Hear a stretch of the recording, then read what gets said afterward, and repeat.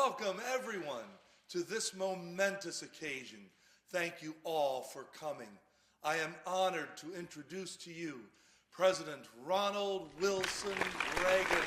Hello. Thank you for the invitation. And I am also honored to introduce to you Senator Edward Moore Kennedy of Massachusetts. I'd like to thank you all for inviting me and for being here as well.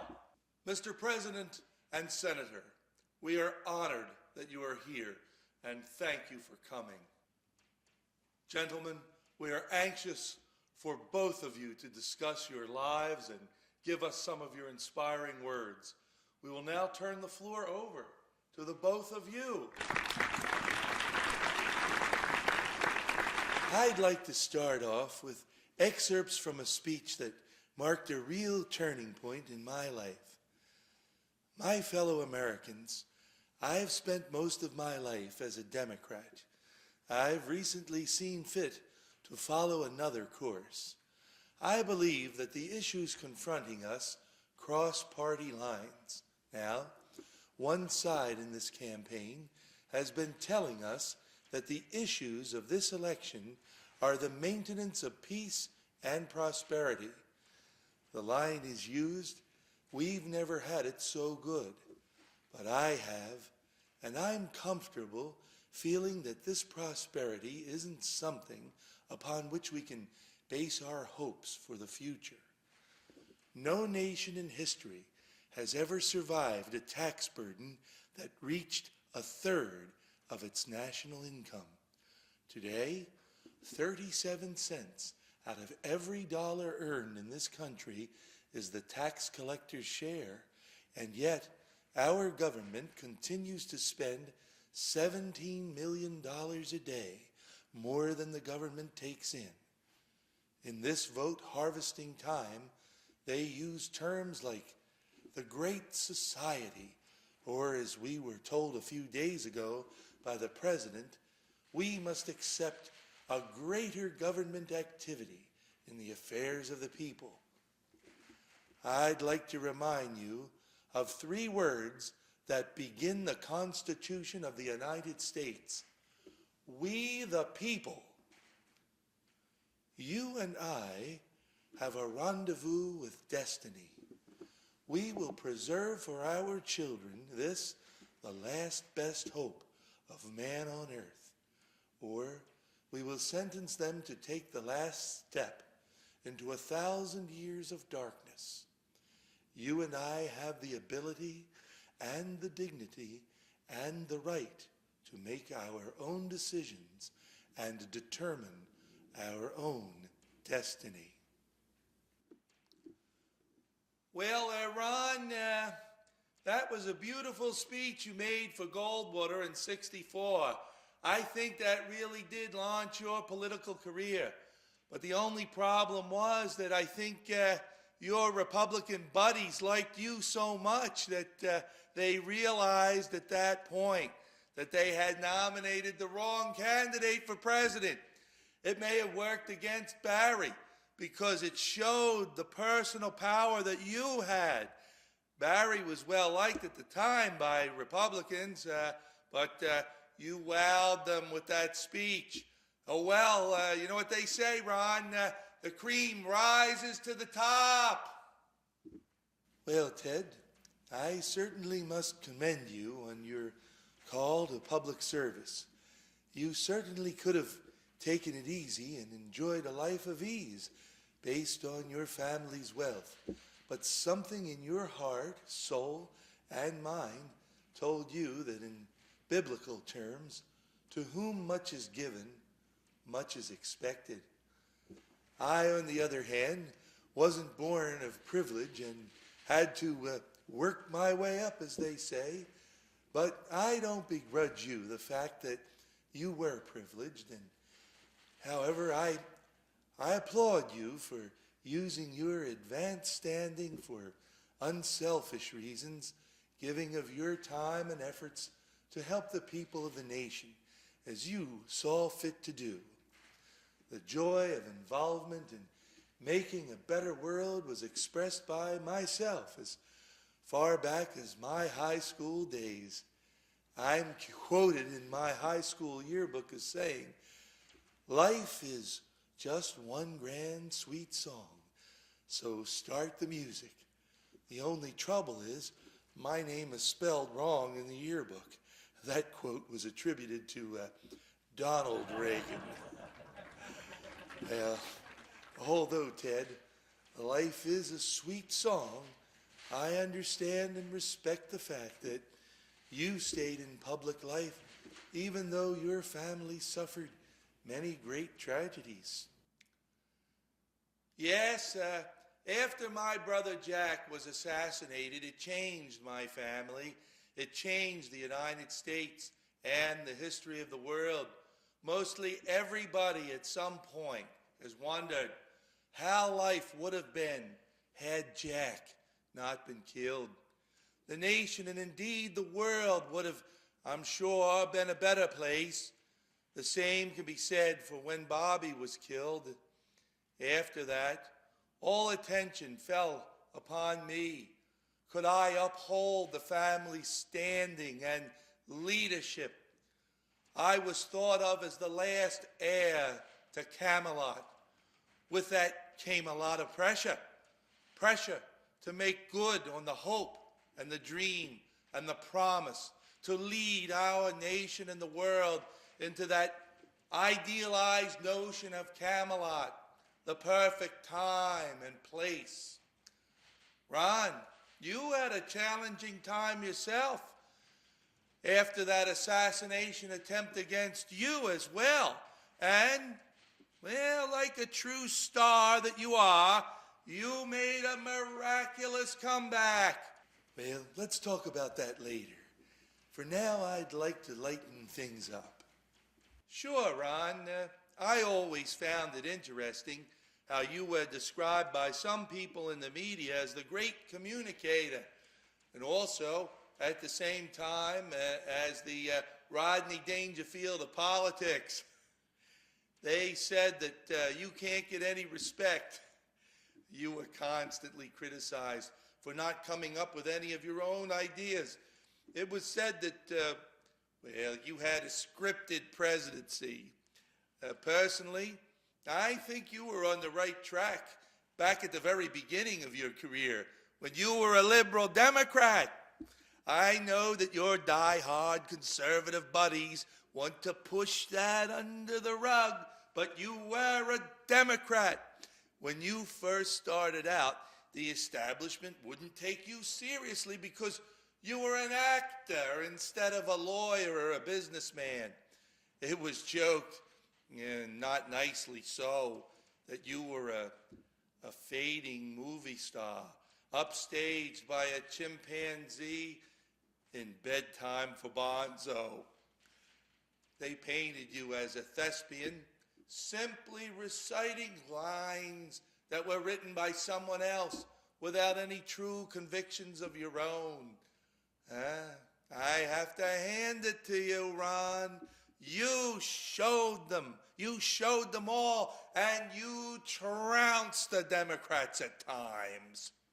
I worked on the mission of helping people to achieve self-reliance. Ron, you are a sharp Republican.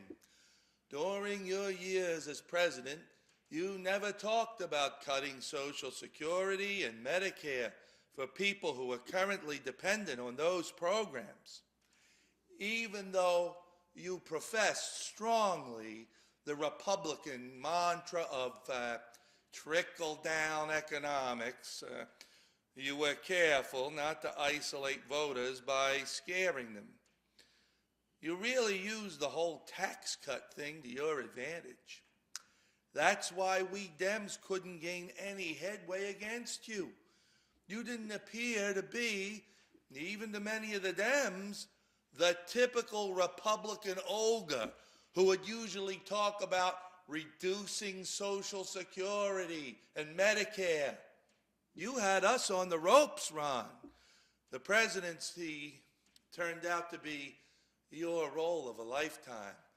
And You played it to the hilt. Now, I'll admit it, Ron. You definitely have a star quality about you. Well, no wonder Nancy fell for you, as much as most of the American people did. Flattery will get you everywhere, Ted. When I first announced my candidacy for the Republican nomination for president at the New York Hilton on November 13th, 1979, I believe that I touched a nerve in the American people. Americans were suffering from a crisis of confidence that strikes at the very heart and soul and spirit of our national will.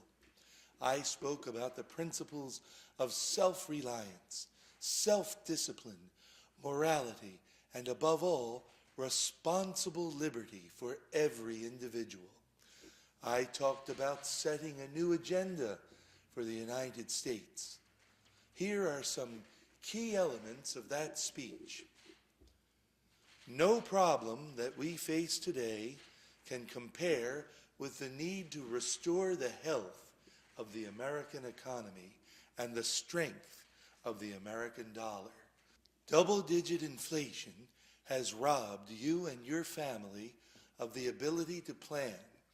It has destroyed the confidence to buy, and it threatens the very structure of family itself as more and more wives are forced to work in order to help meet the ever-increasing cost of living.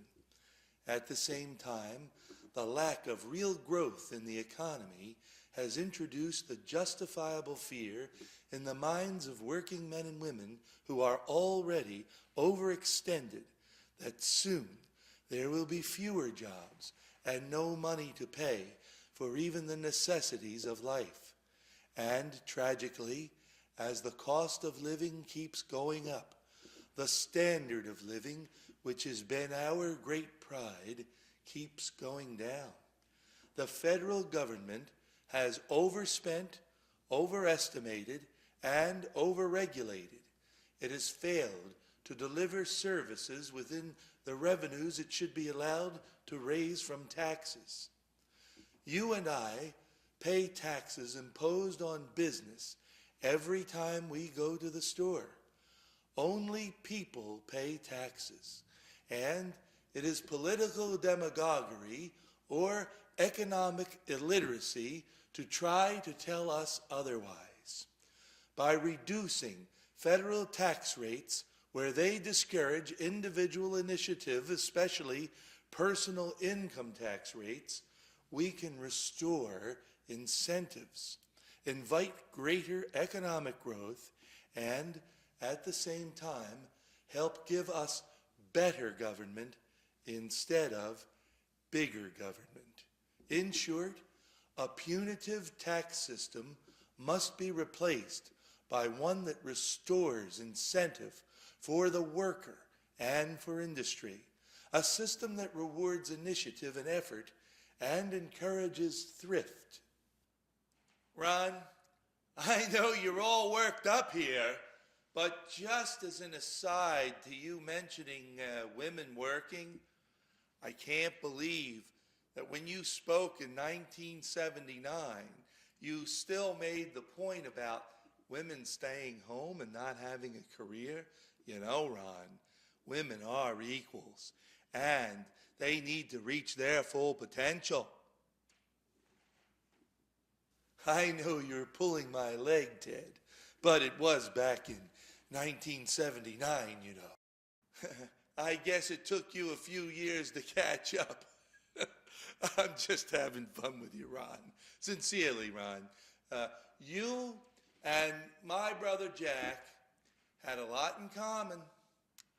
Although you were on opposite sides of the political river, you both charmed America with your big smiles and your sort of a Walt Disney optimism, which expressed that almost anything was possible in the United States based on the inherent goodwill of the majority of our citizens.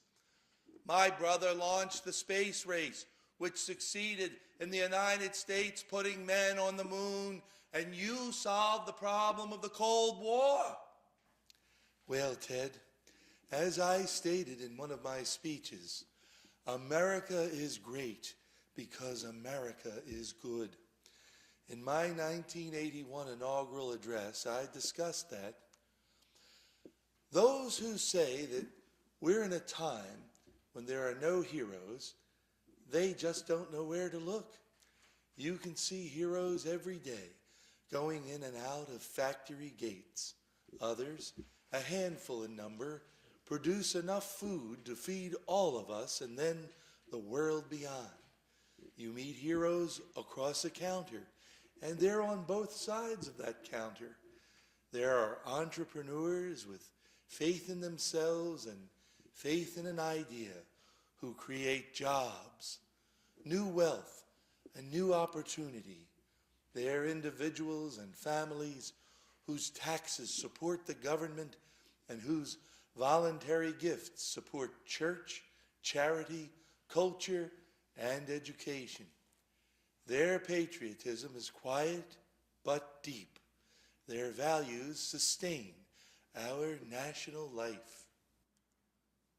Ron, that certainly was beautiful, and I agree, but I think that sometimes it was necessary to help those American heroes along with good, tangible government policy. After the assassination of Jack, I worked very closely with President Johnson on passing the Civil Rights Bill, which Jack had fought for. We Democrats at the time were pushing for everything that you Republicans would later try to reverse. LBJ moved along many programs which were not only his own, but also conceived by Jack and Bobby. Most notably was the War on Poverty, the Economic Opportunity Act, which included the Job Corps and Project Head Start, Medicare, Medicaid, the National Endowment for the Arts and Humanities, VISTA, and others. I love you, Ron, but your take on government was the epitome of laissez-faire. I believe in the take the bull by the horns, action approach. But those are all giveaway programs, Ted. After I became a Republican, I realized that we needed to show people that the best way to advance in society is to learn how to do an honest day's work for an honest day's pay. Taking from those who are working hard to give to those who aren't is an example of societal decay. No wonder that the deficit is so high. You've created a society, Ted, where large numbers of people don't know how to earn a living. Not by their own fault, mind you, but by the fault of liberals who thought that they were doing good works of charity and mercy. Government can't solve everyone's problems. Government is the problem. We have a huge deficit, not because we tax too little, but rather that we spend too much. You see, Ted, as the old saying has it, give a man a fish and you feed him for a day. Teach him how to fish and you feed him for his entire life. Yes, but there has to be enough fish in his part of the ocean, and he can't have a leaky boat. Ted, it doesn't work if we overtax the very people who will invest in America and create jobs. They have enough to spare. You speak to support the notion that the rich are entitled not to help those who are less fortunate.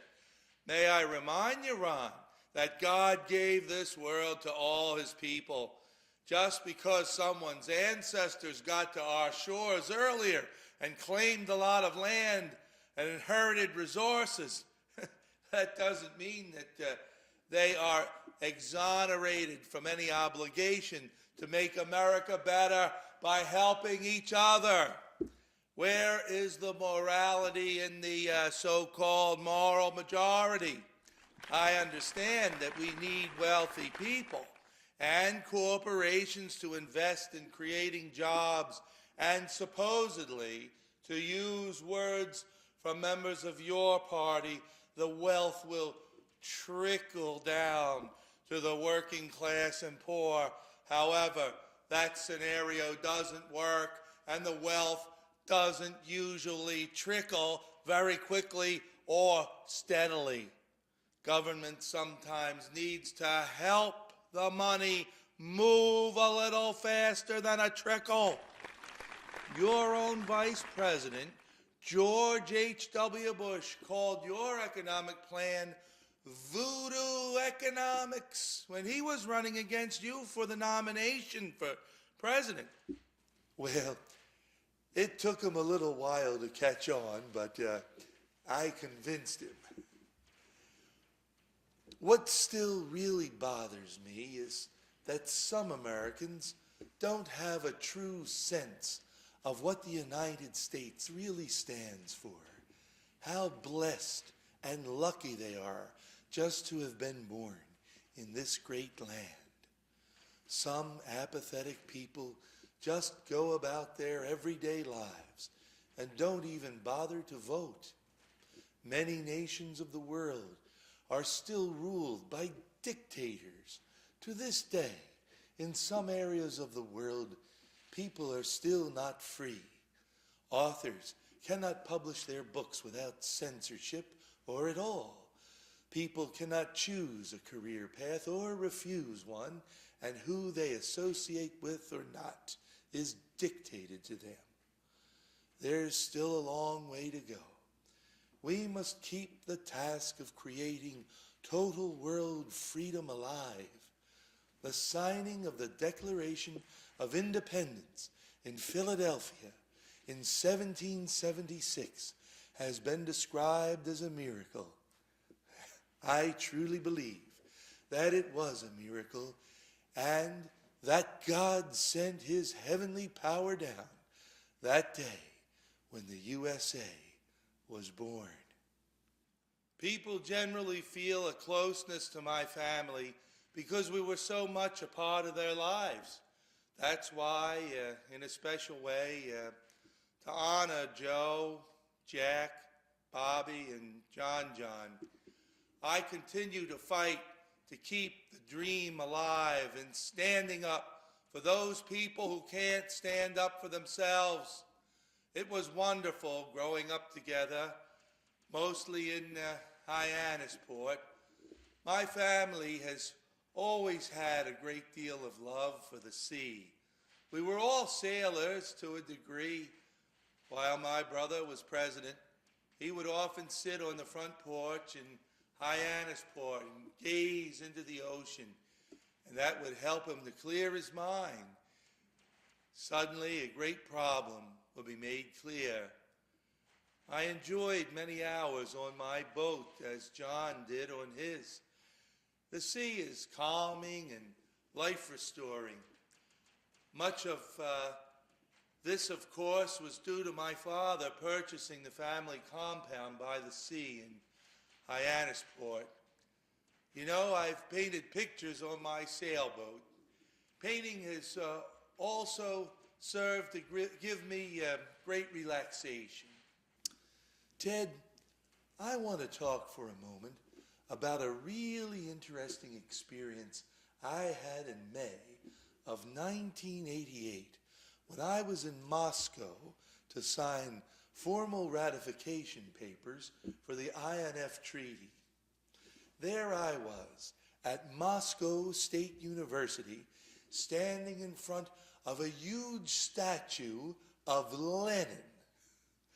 I addressed some of the Soviet Union's future leaders. At that time, mind you, the evil empire hadn't fallen yet. Well, I told them about the blessings of freedom, democracy, and free enterprise. They loved it.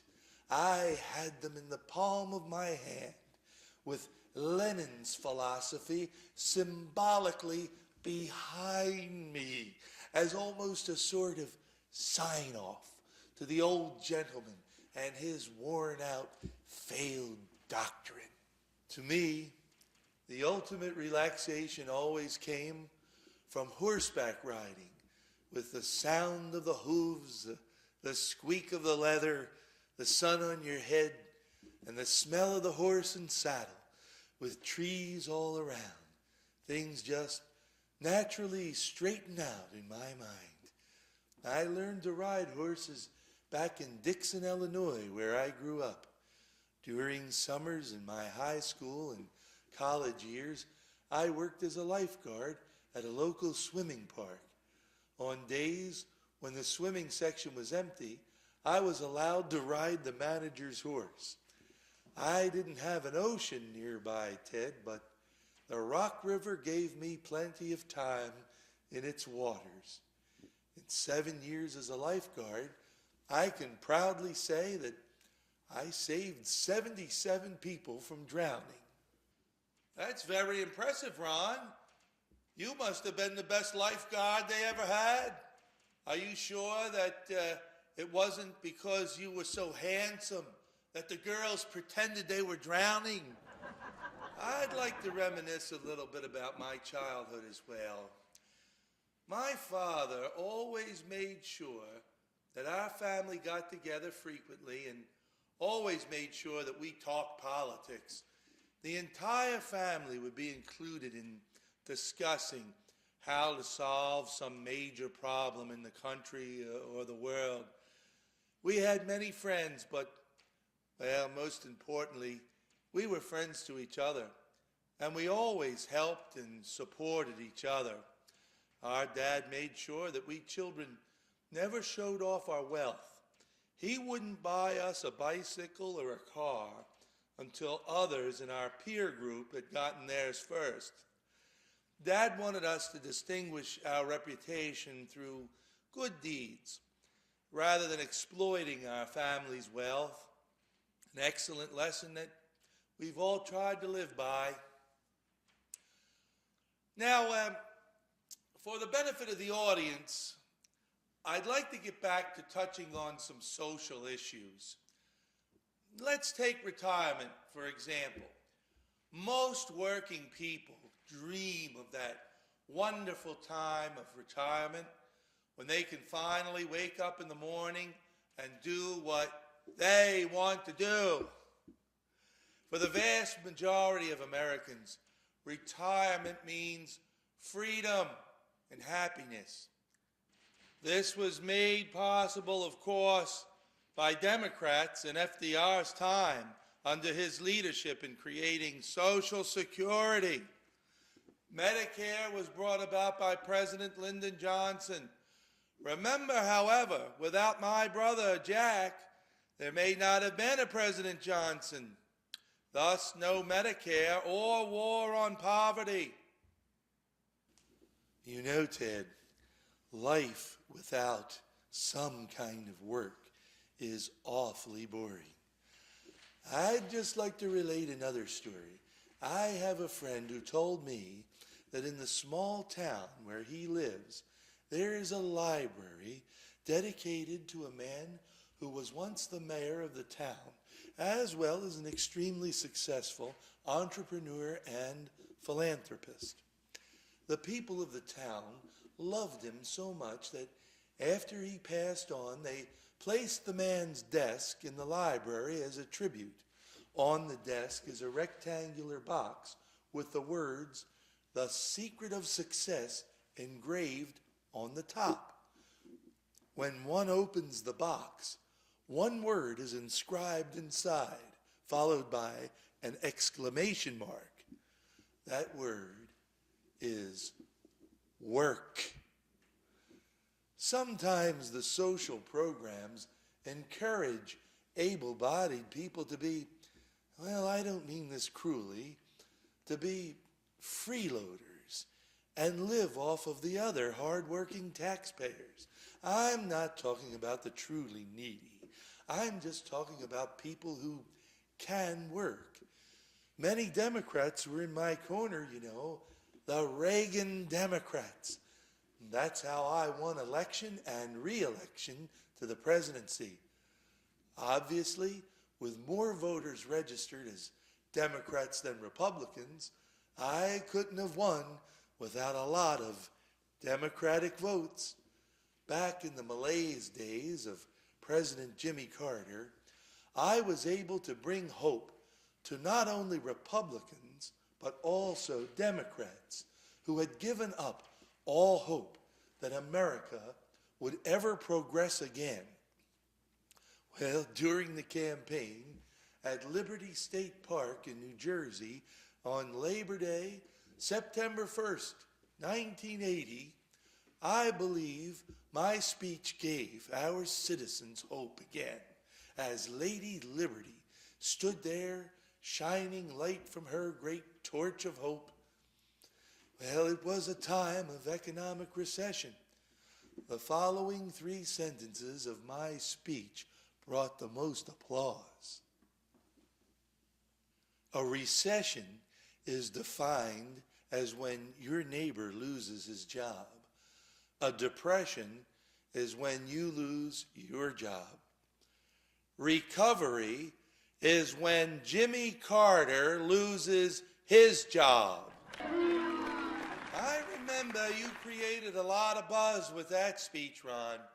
You really hit President Carter with a 1-2 punch there, and I don't think he ever recovered.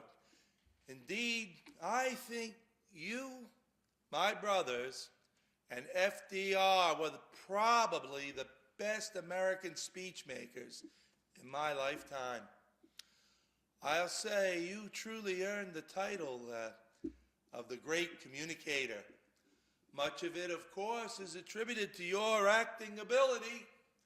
Even one of our best Dems, the great House Speaker Tip O'Neill, who, by the way, didn't agree with you on anything regarding public policy, admitted no one could hold a candle to you in public speaking.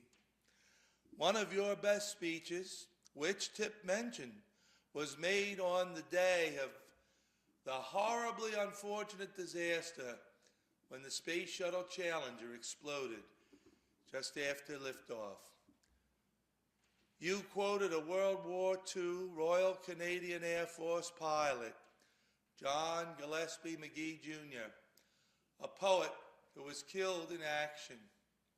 Ron, I'm sure we'd all like to hear again that famous line you delivered in your speech honoring the Challenger astronauts on January 28, 1986. The crew of the Space Shuttle Challenger honored us by the manner in which they lived their lives. We will never forget them, nor the last time we saw them this morning, as they prepared for their journey and waved goodbye and slipped the surly bonds of earth to touch the face of God. After that, Tip O'Neill expressed what I think most Americans were thinking when he said about you, "He's the best public speaker I've ever seen." Thank you, Ted. You, of course, are also a great speaker. Flattery will get you everywhere. But for the benefit of the audience, I figure it might be good to get back to some issues. Let's discuss economic policy. Ron, you believe in governing by tax cuts. That was one of the major disagreements we had while we served at the same time. You think the tax cuts will make everything okay. I completely understand that we can't kill people with taxes, but the concept of the wealthy paying their fair share is what makes the United States different from the old royal and feudal societies where groups of people were divided into the elite on top and the peasants on the bottom. Tax cuts are not a cure-all for everything. What guarantee is there that the wealthy, upon saving large sums of money, will use any of it to help those less fortunate? Why would they not just let it sit in their own bank account in order to simply feather their own nest?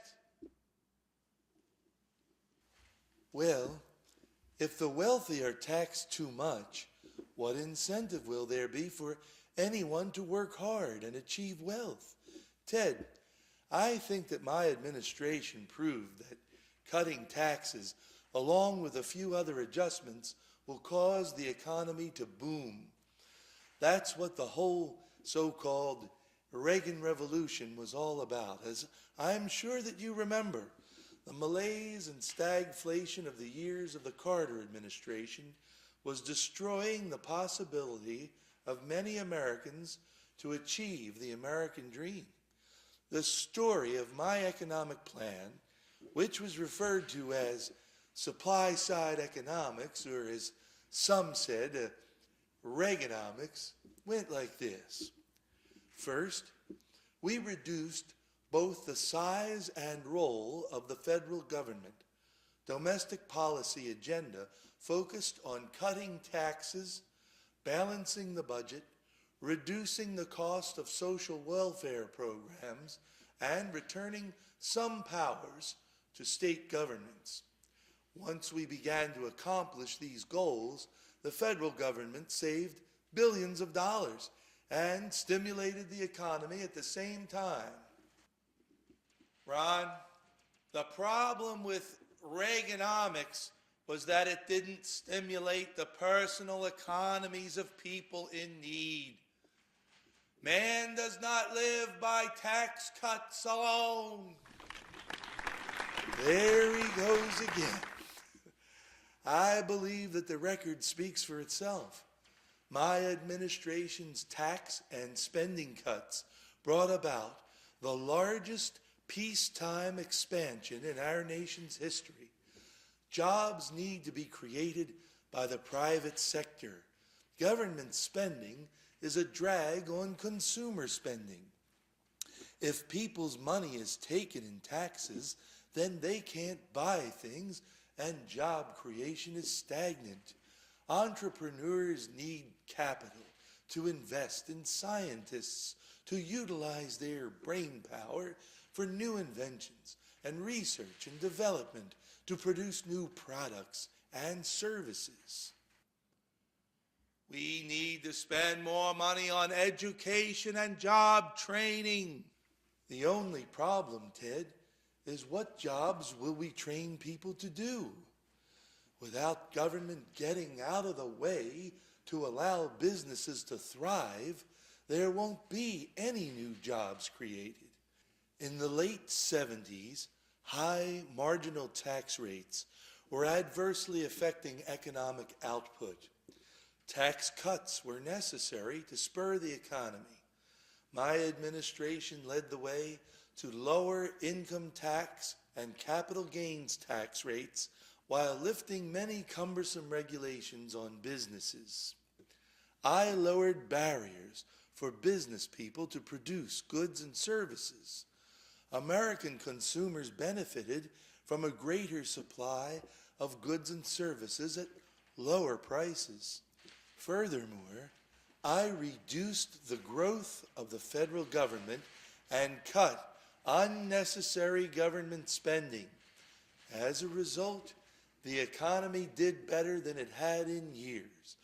We left the recession behind and started a long period of economic growth. While some called the plan Reaganomics, my name for it is common sense. You see, Ted, if job producers are taxed at too high of a rate, what incentive will they have to produce new jobs? Therefore, what good will they be for anyone else who is looking for a job? The burden of taxation robs our society of rewards which encourage accomplishment, such as making profits to reinvest and hire people. My administration made citizens feel that it was morning in America again, as my campaign advertisement said. We made people feel a sense of positive anticipation, like a new day was dawning, and that everyone would feel good again, with plenty of hope for the future, that something wonderful was right around the corner. The Reagan years in the White House made our citizens remember that America is like a shining city on a hill, the last best hope for mankind on earth. Citizens became once again proud of the United States of America. Ron, I remind you, however, that as New York Governor Mario Cuomo pointed out, there were still a great deal of tarnishes on the shining city. Not every part of the city was brilliant. There was still unemployment and individuals who could not support themselves. There were still people who could not afford basic health care. Some people fell through the cracks in the shining metal. I was criticized for not giving people everything that they thought they wanted. It was true that I could pick up the Sunday newspaper on any given week and look at hundreds of jobs listed and wonder why the people who are complaining about being unemployed don't apply for those jobs. I know that view is simplistic, and not everyone is a perfect match for jobs listed in the want ads, but it still always seemed that there were many entry-level jobs that unemployed people could perform rather than collecting unemployment benefits and complaining that no jobs are available for them. My father sold shoes, and my mother worked as a seamstress when possible to put bread on the table. Sometimes taking on a small job can lead to a bigger one. While I was governor of California, we had a program to match welfare recipients with jobs. As I learned, though, Ron, it didn't work all that well, because most of the jobs that you matched people with required a higher level of education and skills than those people had. And therefore, they didn't last long on the job. You can't just throw people to work without proper training. Some were very successful, Ted, and stayed in the workforce. Well, I think most did not. I beg to differ. You can't just throw a person into a job without proper training and support.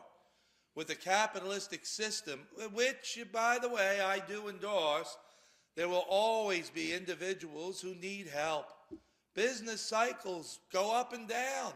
We, of course, ideally want them to stay up, but in reality, we need to always have a safety net for the less fortunate people among us. For example, persons with disabilities, persons who don't have the education credentials or the skills needed for filling particular jobs. There are women raising children alone. They can't work because there's no one home to take care of those children.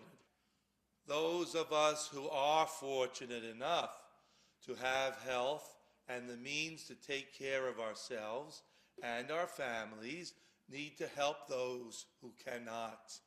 Of course, that means keeping up Social Security, Medicare, Medicaid, welfare, unemployment insurance, and one of the major causes of my life, quality, affordable health care for all Americans. Every American should have the opportunity to receive a quality education, a job that respects their dignity and protects their safety, and health care that does not condemn those whose health is impaired to a lifetime of poverty and lost opportunity. Jack wanted to eliminate the problem of people not having decent quality health care. He began to work on Medicare before he was killed. Then LBJ, to his credit, finished the job and signed Medicare into law in 1965. The disgrace is that we still do not have sufficient, fair, quality, affordable health care for all citizens. Ted, I think we know where we stand on those major issues, and I'm sure we'll get back to those. But while I'm standing here with Camelot's last brother, I'd like to express, as many Americans have over the years, the following questions. First, what if Lee Harvey Oswald never fired a shot in Dallas? What would the world have been like? Second, if Sirhan Sirhan didn't fire that shot in Los Angeles, what would the world have been like? And finally, if the accident at Chappaquiddick hadn't occurred, what would the world have been like? Thank God you were not injured in the assassination attempt against you. I truly believe that God protected me. It just wasn't my time yet. There was still so much to do. I was barely 2 months into my presidency. Once I realized what had happened, that I'd been shot, I knew that somehow I was going to pull through. After arriving at the hospital, the first thing I thought of was to calm Nancy down. I thought that a joke would do the trick. I said, "Nancy, I forgot to duck." Then, as I was going into surgery, I made sure that I said to the team of doctors, "I hope you're all Republicans." Later, after starting to recover, when I was told who shot me, I made it clear that I was hoping it was the KGB. But then I said, on second thought, they wouldn't have missed. You know, regarding that question of what would the world have been like if, looking back on President Nixon's time, when then Vice President Spiro Agnew resigned, you were one of the people being considered by President Nixon to become vice president, along with Nelson Rockefeller, John Connally, and Gerald Ford. If you had been asked, would you have taken the job? Well, I guess I'll never really know the answer. It's sort of intriguing to think about that because you would have become president much earlier and under different circumstances. If it had been you, would you have pardoned Nixon or not? We'll never know if you would have been elected for a full term on your own. Ted, I guess we're members of the What If Club. We're part of that small group of individuals who have been critically involved with the top echelons of U.S. government that were affected by fate, enough to make historians ponder the what if factor. In 1980, I got a chance to pull the nation forward. The American people need quality leadership. They need a president who can lift their hopes and help them fulfill their dreams. They need a president to encourage entrepreneurs by having government step out of the way and take away unnecessary, outdated regulations which hamper creativity and growth. The president must lead the way to make sure that the federal government doesn't grow too big and that more local issues be handled by state and local governments. For example, the federal government should be concerned with supporting the military, not fixing potholes. The president needs to create the environment of a can-do attitude. Citizens need to feel that in America there is every opportunity for success and no opportunity for failure. I know of a man who was born with a severe disability. This gentleman has a great deal of difficulty walking and speaking, but still, he goes to work every day at the local supermarket. He qualifies for much government support, but rather than sitting at home, he walks to the local supermarket and performs a job. He makes wages and gives back to the economy. His example should set the tone for all of us. A person is only down on their luck if they will themselves to be that way. President Franklin Roosevelt helped to lead the nation out of the Great Depression when he said, "The only thing we have to fear is fear itself." As a young man listening to the radio, FDR inspired me to have drive, ambition, and make something of myself, and to help others to help themselves. Americans need to feel that they are leaders. It is my belief that God had a divine plan that placed this great continent between two oceans to be sought out by those who have an abiding love of freedom and a special kind of courage. Ron, sometimes talk is not enough. For example, when Bobby ran for the presidency, he was bothered by the deterioration of our cities. He saw needless poverty, decay, and violence. He saw homelessness, people in despair and angry, racial prejudice, as well as American lives and millions of dollars being spent on a war in Vietnam which was wrongly entered into and fought. Bobby saw war dollars being spent while programs that helped economic opportunity were being cut back.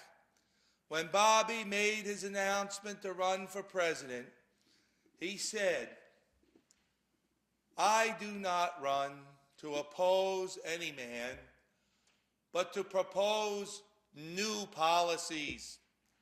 At the funeral mass for Bobby at St. Patrick's Cathedral in Manhattan, I read one of Bobby's speeches in which he acknowledged evils of the world, such as slavery, slaughter, starvation, and repression, but then said that those who live with us are our brothers, that they share with us the same short moment of life, that they seek, as we do, nothing but the chance to live out our lives in purpose and happiness.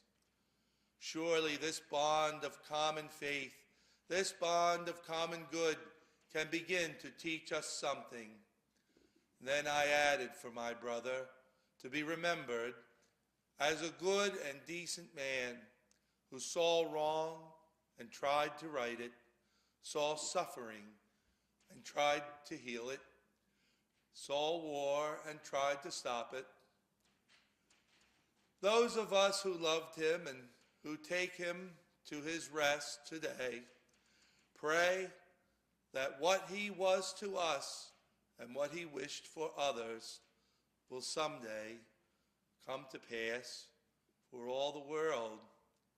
As he said many times in paraphrasing George Bernard Shaw, in many parts of this nation, to those he touched and who sought to touch him, Some men see things as they are and say, why? I dream things that never were and say, why not? That was a beautiful eulogy, Ted. Not only did you comfort your family, but the rest of us who felt the loss of Bobby. I am sure that soon after, you began to feel the pressure of being the last Kennedy brother and what that would mean. It's true. Less than an hour after Bobby's death, people who were distraught, disappointed, and desperate to regain the hope implored me to move stronger into the nation's politics. I was told that I was all that the Democratic Party had left. Hubert Humphrey asked me to run on his ticket as the vice presidential candidate, but it was too much, too soon. I didn't feel that I was ready yet. It took me a while to decide to run as well. Like you, with Democrats, I was urged to enter politics by people in the Republican Party who were desperately in search of someone who could show strong leadership and win over the voters. To go back to the very beginning, the thought of being president first struck me upon my graduation from Eureka College back in Illinois, when the college president handed me my diploma and asked, "Are you better off today than you were 4 years ago?" Later, as you know, I used that line in the presidential campaign debate against President Jimmy Carter. I think that line alone may have won me the presidency. The other great line I used just popped into my head when President Carter made a statement that I was against Social Security and Medicare. Feeling in my gut that this statement was false, I blurted out, "There he goes again."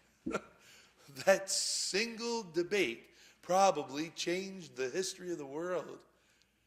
As you know, before entering politics, I was very happy as a motion picture actor and television personality.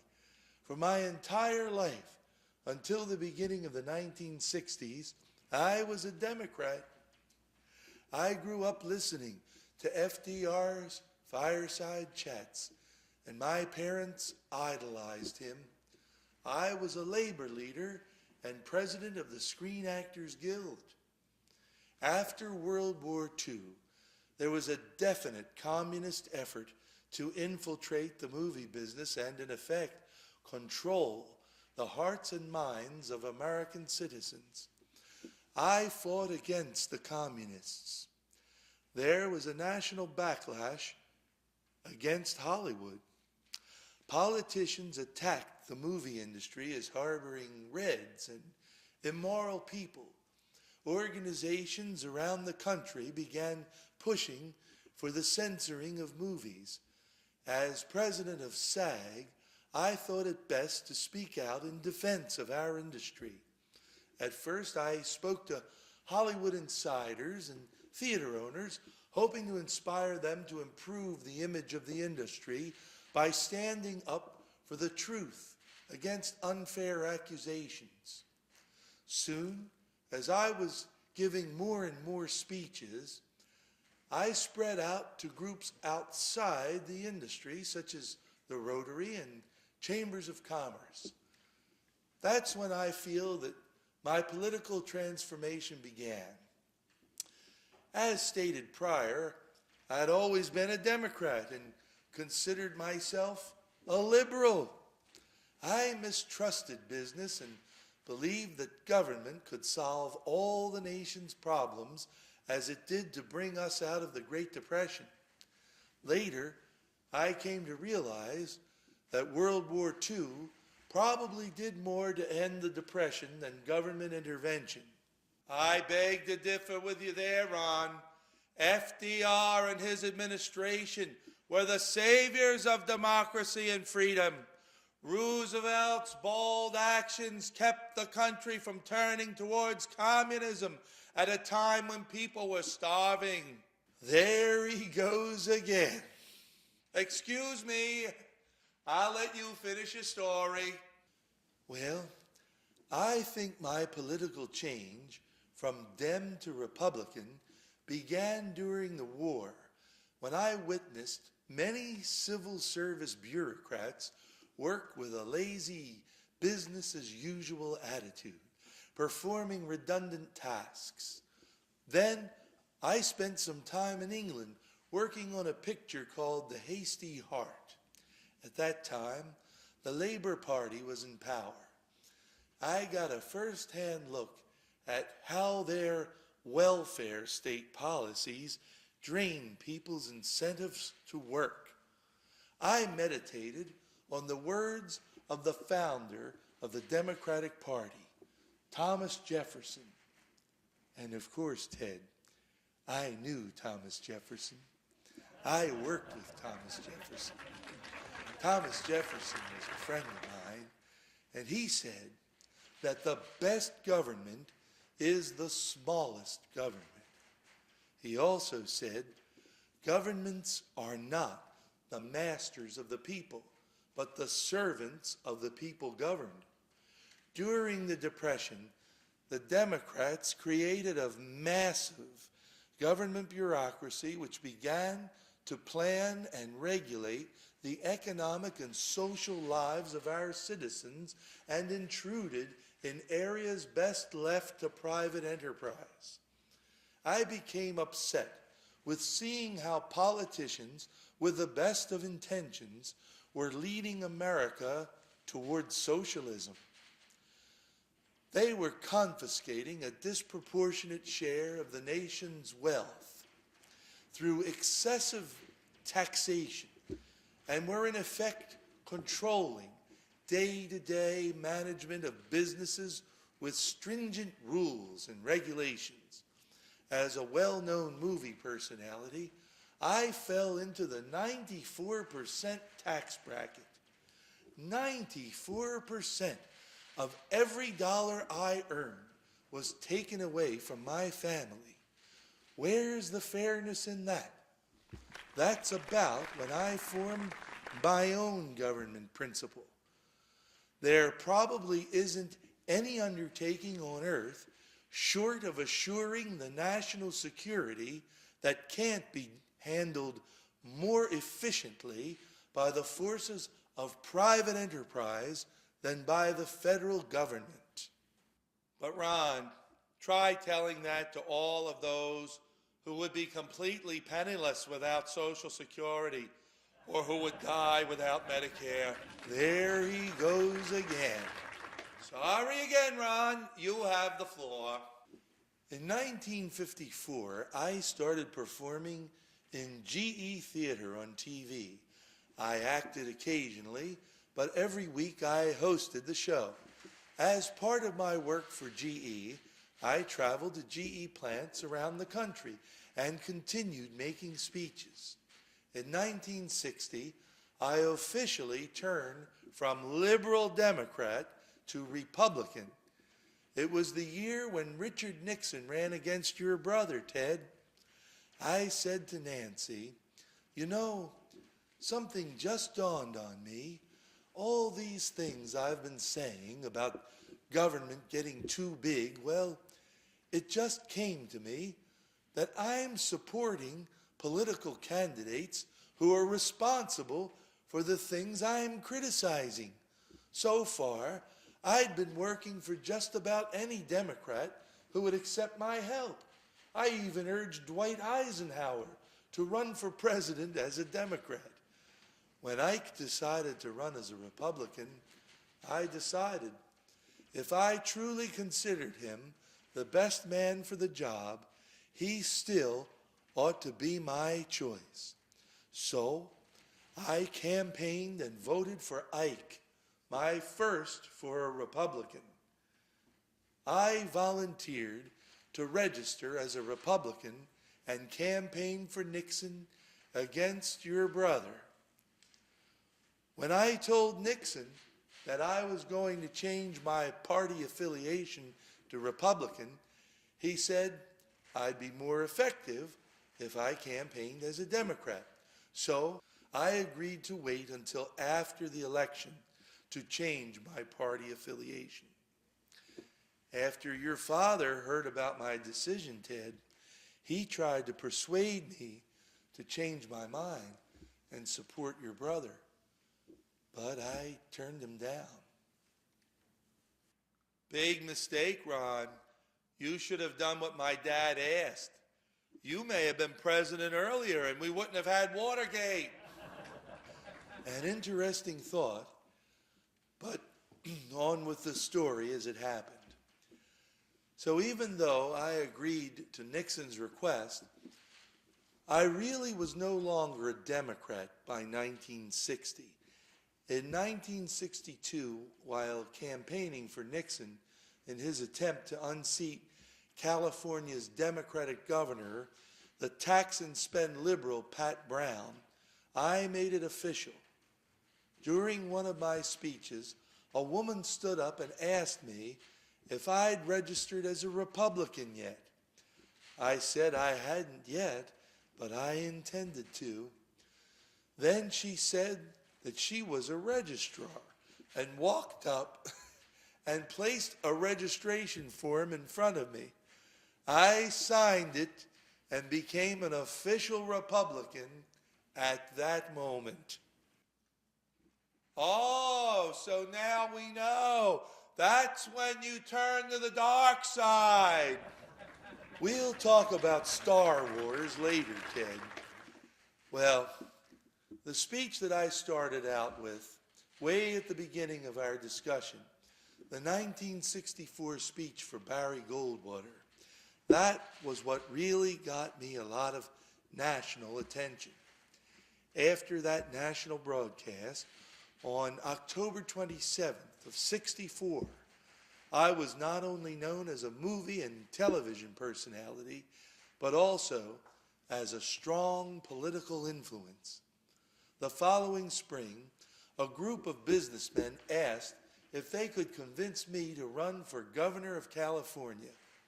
Finally, I agreed to do it.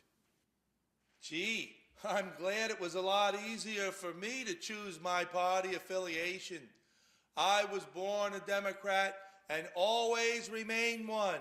No offense, Ron, but I always thought that a person who could change parties couldn't be trusted.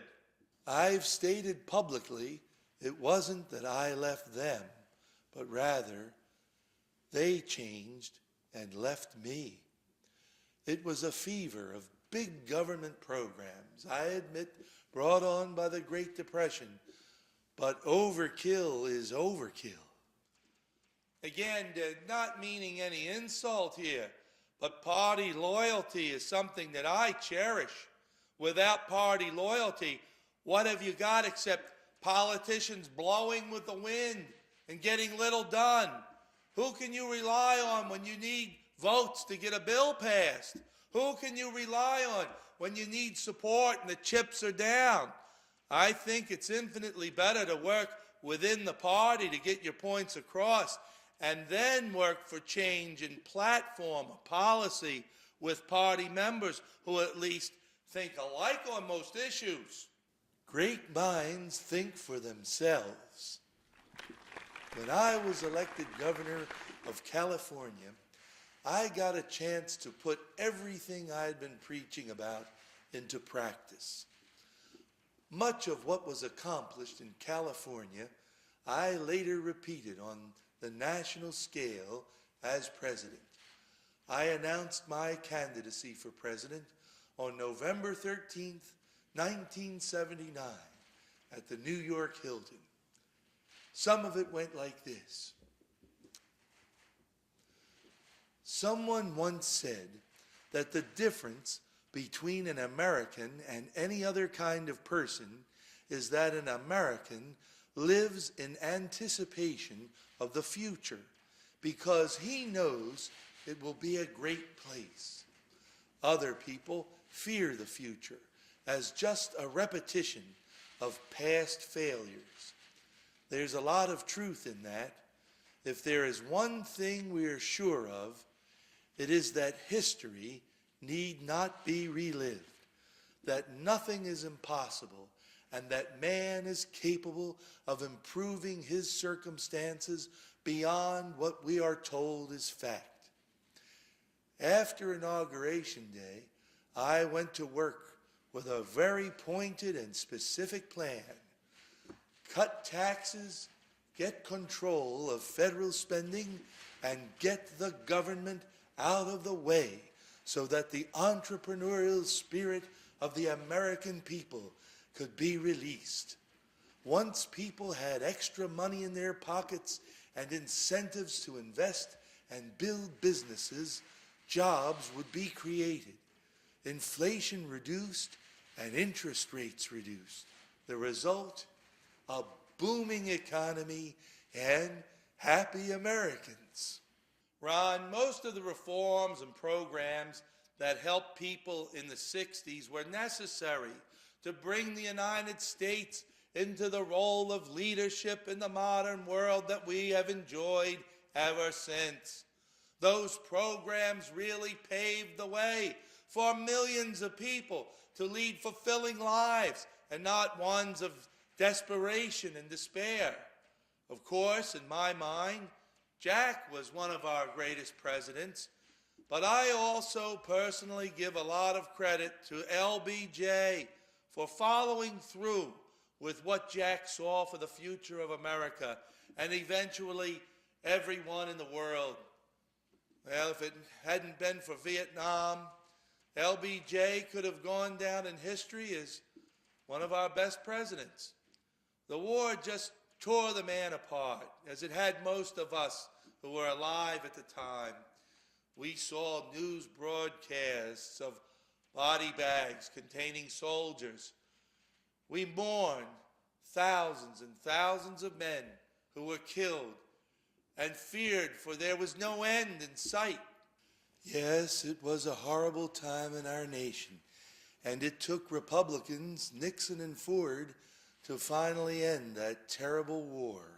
It took the anguish and heart and soul and work of many Americans through protest after protest to finally bring that war to its end.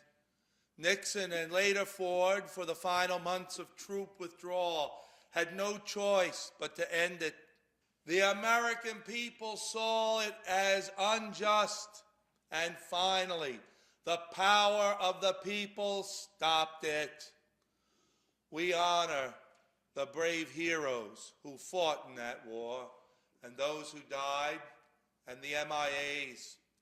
That war changed how Americans thought towards war. It permanently scarred us, but I hope it taught us lessons as well. Hopefully, future presidents and members of Congress will think twice before committing our troops to battle to make absolutely sure that the action is truly just and right and that there is a clearly defined exit strategy. Ron, your presidency had many popular moments, but it just dawned on me that you were really, and I'm not trying to be smart aleck about this, but you were just a baby in politics compared to me when you were elected president. I grew up in politics and was a senator long before you entered the race for California governor. When you've been around as long as my family and I have in politics, well, you really get to know how things work inside and out. By the time you came along on the national platform, winning elections against Jimmy Carter and Fritz Mondale, many of the extremely difficult issues of our time were already moving towards reconciliation. The Vietnam War had ended. The civil rights movement had gone through its most difficult period, although far from ending, and Watergate was part of history. However, I remember that the factor of age discrimination came up in your re-election campaign. That reminds me of the zinger I used during the debate with Walter Mondale before I won my second term.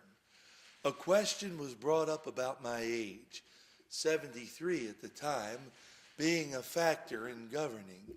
My opponent, former Vice President Walter Mondale, of course, was a man of distinction, but still younger than myself. When the commentator asked me if age were a factor in the campaign, it just popped into my head at the right time. And I said, I will not make age a factor in this campaign. I will not exploit for political purposes my opponent's youth and inexperience. Ted, your distinguished career is something everyone wants to hear you talk more about. Let's hear about your earlier days. After Jack's inauguration and appointing Bobby Attorney General, room was open for me to take over Jack's Senate seat. Growing up in a family like mine, I was interested in politics from childhood. While Jack was a senator, he further inspired me. I wanted to go to law school because that was a way to be effective in public policy, to know the law. First, I completed undergrad at Harvard and then attended the University of Virginia Law School at Charlottesville. I really got started in a very similar way to you, Ron, by going around and making speeches for my brother as his campaign manager for his 1958 re-election to the Senate. Jack gave me a lot of pointers along the way and really brought me along. Jack won re-election in a huge victory. Basically, I suppose I learned as I went along by being thrown into the arena, as it were. My whole life was like that. Much was expected of me because I was a Kennedy brother. I just grew up with the idea that making speeches was something that was naturally expected of me to do. So I did. Ted, you were saying that in your speeches, you talked about the important issues of Social Security and Medicare and unemployment insurance. Regarding Social Security, for example, I know that during the height of the Great Depression, FDR knew that something had to be done to help the vast majority of people who, when they reached their golden years, would not be totally penniless. I also understand that widows and their children and persons with disabilities need help. Those were difficult times, and I agree that something had to be done. However, perhaps the program should have been a temporary measure that would have eventually dissolved after the Depression-era generation passed on, and that younger people who were born into a time of new prosperity would not be burdened with having those Social Security taxes involuntarily yanked from their paychecks. Wouldn't it be a better idea to allow young people who are just starting out in life to do what they wished with their own money that they have earned? The federal government should not be involved with grabbing a wage earner's dollars and forcing them to invest in a system which may not prove to be as beneficial to them in the long run as if they invested their money on their own in the free marketplace. What about the widows and helpless children and persons with disabilities? A voluntary fund could be created in the private sector to take care of those persons with special need. Ron, I think it's kind of amusing that after all these years, we get to have this kind of argument face to face and in front of an audience, no less. Your Republican idea of privatization of Social Security would never work. First of all, how can we be sure that anyone would save a sufficient amount of money to be covered in their old age? Secondly, not everyone is well versed in finance and investing. Even the best investments can go belly up without warning. Suppose the market crashes. What if people get taken over by unscrupulous investment brokers? People would be left with nothing, and there would be no cash reserve to help them. Haven't you Republicans learned that you can't throw the American people to the wolves? Haven't you Democrats learned that the United States citizens are members of a free society guaranteed by the Constitution, and government has no right to shove its hand into the pockets of wage earners and take money and redistribute those funds as it sees fit to do? The great Franklin Delano Roosevelt said that he made Social Security specifically with the provision of a contribution from workers so that, quote, no damn politician can ever change it. Having the workers' contribution come right out of their paycheck guarantees their right to collect those payments when they need them. Social Security and Medicare are those two programs that have distinguished our nation as a wonderful land where our senior citizens are not left by the wayside, having to rely on charity for their daily bread and health. Since you brought up Medicare, let's take a look at that one too, Ted. There's another big government knows best bureaucracy. Sure, you Democrats meant well, President Lyndon Johnson's Great Society and all that business, but you never stopped to think that Medicare should have never been created because the private sector could have done such a better job of providing health insurance coverage for older Americans. Medicare is another example of forcing Americans to give up their hard-earned dollars to Big Brother government and be forced to accept the kind of coverage that Big Brother wants them to have. If that money were available to the individual who earned it, I'm sure that the open market would provide an insurance company to their liking. The competitive element of the free market would keep costs down. And by the way, Ted, this universal health care system that you've been proposing would amount to the largest government intrusion in personal rights that we've seen yet. You guys never give up. That's right, Ron. I never give up helping the American people, especially those who can't help themselves. As I do also, as I see fit. But Ted, other than the truly disabled, what's their excuse for not helping themselves? As I stated earlier, there are job opportunities and educational opportunities. Sometimes people must take initiative to work their way up. The pioneers that forged America worked their way up through the sweat of their brow and never gave up. Is the problem that some individuals are more encouraged by the system to look for handouts and have government find their answers?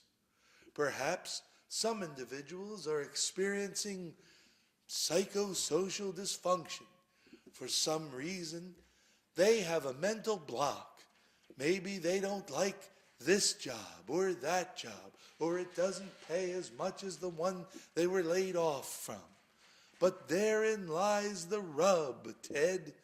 If someone is truly suffering from emotional or psychological trouble, then they need to see a doctor. That's just the problem, Ron. Maybe they can't afford to see a doctor.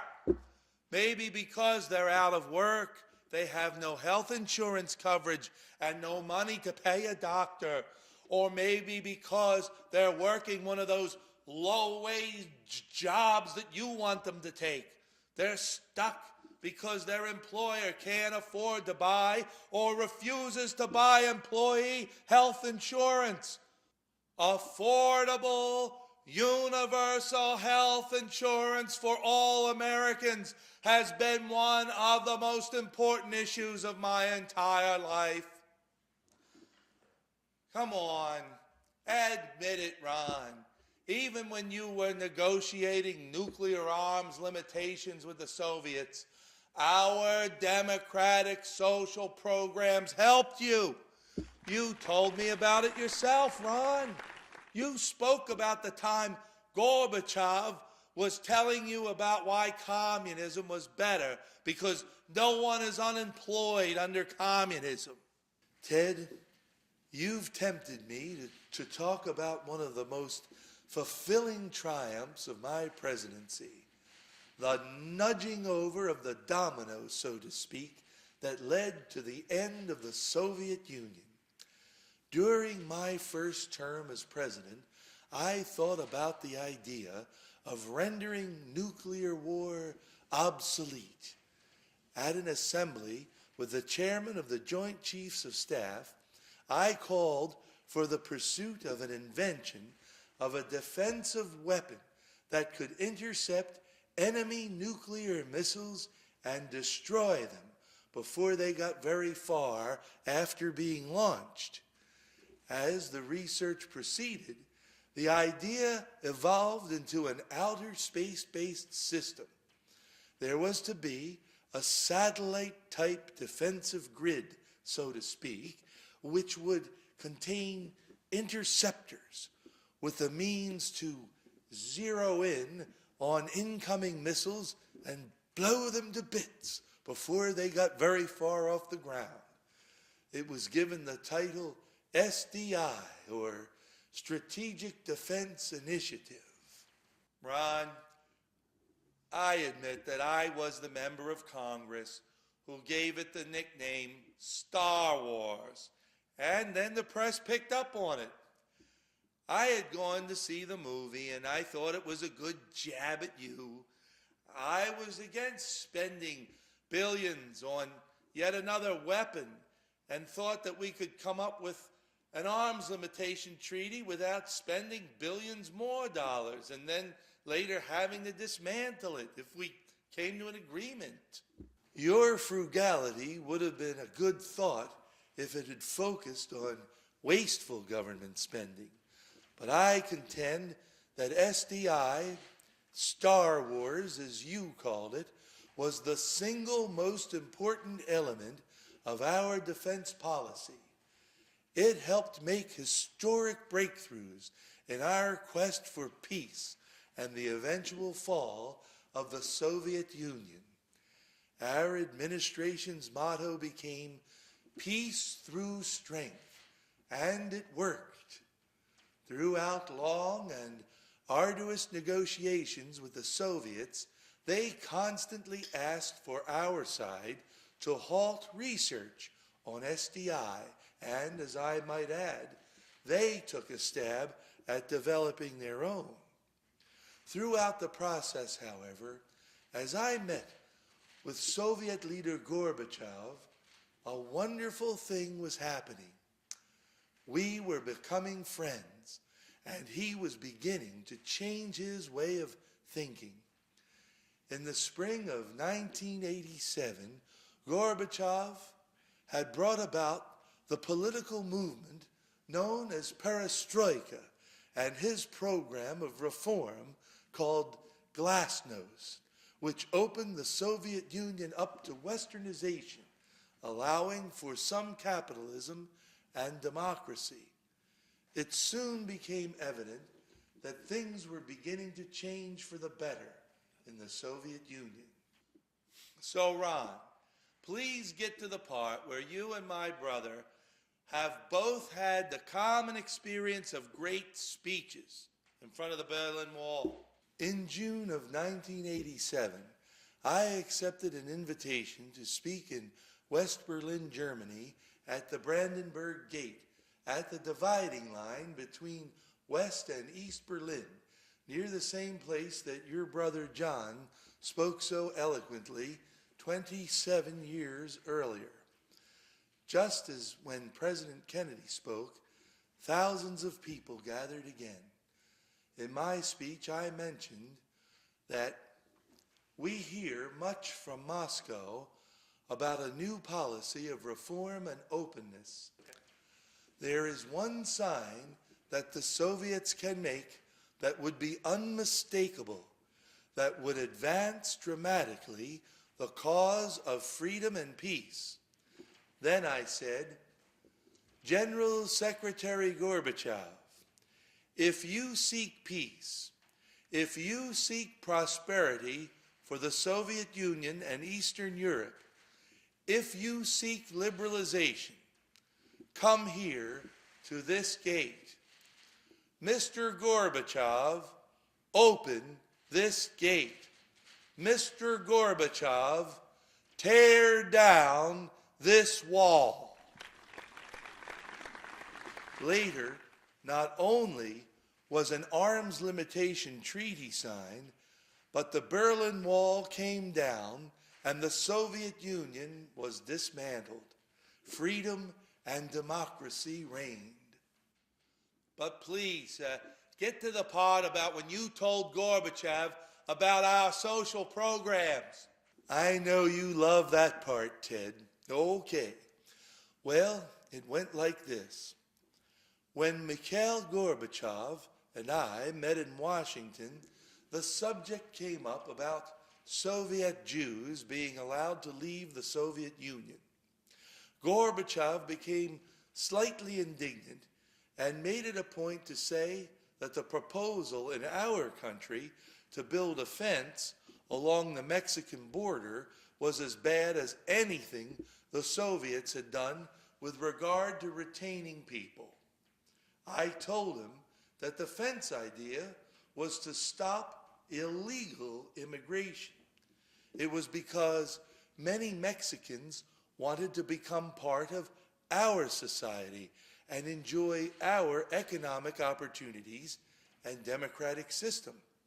I explained that it was not the same as the Berlin Wall, which kept people in prison in a societal system that was not working for them and that they wanted to escape from. Gorbachev asked, what about your people who sleep in the streets and all you're unemployed? Where are their human rights? We have something in this country called unemployment insurance, I told him. When a person loses their job for a certain period of time, they continue to collect a payment. Gorbachev asked, what happens when that certain period of time ends and the person still has no job? Then there is another program, I said, called welfare. If they still can't find a job, then they are eligible for that program. See, that's what I was getting at, Ron. Without the Democrats and our social programs, the Soviets may have proved you wrong on some issues. Well, Ted, I never said that the Democrats' ideas were totally bad, but I feel that all of them could be handled far more efficiently being run by the private sector. What if the private sector puts profit in front of caring for people in need? Ted, I guess we'll have to forever agree to disagree. Deal. With that, I think it's time to start a wrap-up. Deal again, Ron. Always remember that you are Americans, and it is your birthright to dream great dreams in this sweet and blessed land. truly the greatest, freest, strongest nation on earth, I know that for America there will always be a bright dawn ahead. Lastly, as I said as George Gipp in the movie Newt Rockney, All-American, someday when things are tough and the brakes are going against the boys, ask them to go in there and win one for the Gipper. I don't know where I'll be, but I'll know about it, and I'll be happy. My brother John talked about passing the torch to a new generation. I pass it to you, for you and for me, for our country and for our cause, and for those whose cares have been our concern. The work begins anew. The hope rises again, and the dream lives on. May God bless you all, and may God bless the United States of America.